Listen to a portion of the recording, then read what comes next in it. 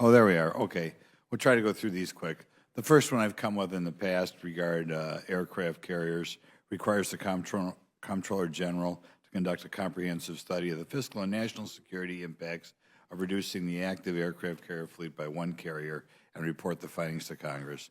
In part, this stems from a feeling that at the end of World War II, after the Battle of the Midway, already at that time aircraft carriers were maybe deemed a little bit obsolete.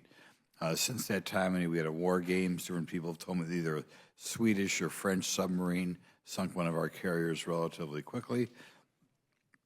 I realize we have a lot more protection for our carriers than we did in World War II, but I think the capabilities of things like hypersonic missiles also puts our aircraft carriers at more risk. I know in the past this committee has rejected this. I think we have a problem that we're spending an awful lot of money on defense, and we ought to be looking at everywhere, including aircraft carriers. And like I said, you have such big ships, you have such capable of missiles against the ships today, so many capable submarines. I really think we ought to have a study on it. Maybe we can find a huge savings there. Next, Amendment 832 requires the Secretary of Defense to ensure that, to the extent practicable, commercial positions at the Department of Defense be filled by civilian employees or contractors rather than members of the armed forces. Each position that would shifted would save money. Replacing some military personnel with civilians would reduce the discretionary budget authority by a total of $19.6 billion to the 23 over the fiscal year 23 to 32 period. Next, Amendment 857 requires the Department of Defense to provide education savings accounts for military families who elect to enroll their kids in local school systems instead of DEI schools. I can't think of a downside of that. We're doing all we can to get more people to enlist in the military. I think making sure that you have an opportunity to send your kids to better schools if you feel the local schools are better or perhaps private schools are better will only increase the number and quality of people we have volunteering for our military.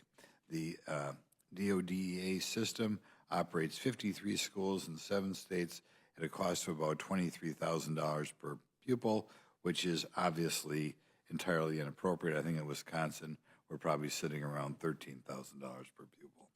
And I don't think we have low-spending schools. Next, Amendment 1079 prohibits the use of funds authorized in the bill from being used to pay any civil service position in the Office of Diversity, Equity, and Inclusion in the Department of Defense. A lot of people have talked about DEI. I think DEI, the whole concept, is divisive. That's the only reason why people think this thing up.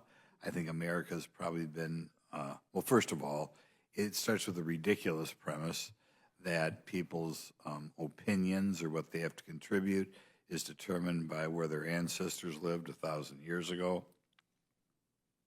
On the face of it, that's offensive, right? The idea that if my great-grandfather came from Peru, I don't speak Spanish, I've never been in Peru, but as a result, I can identify as Peruvian and carry something different to an organization is preposterous.